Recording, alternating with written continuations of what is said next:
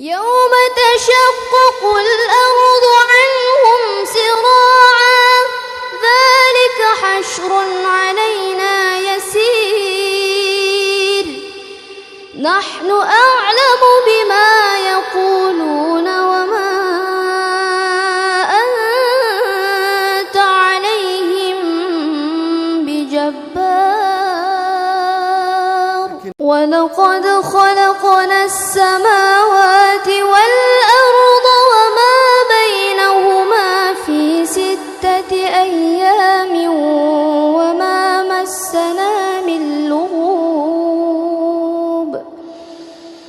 فاصبر على ما يقولون وسبح بحمد ربك قبل طلوع الشمس وقبل الغروب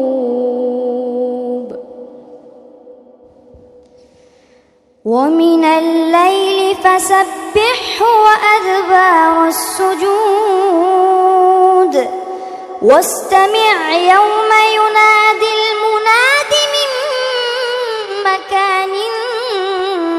قريب يوم يسمعون الصيحة بالحق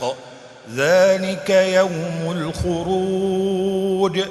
إنا نحن نحيي ونميت وإلينا المصير يوم تشقق الأرض عنهم سراعا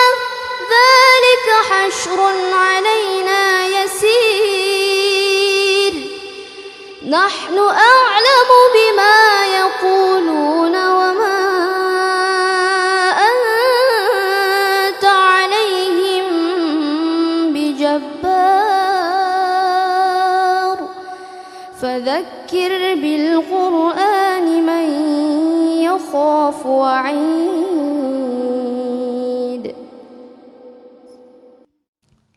بسم الله الرحمن الرحيم والذاريات ذروا فالحاملات وقرا فالجاريات يسرا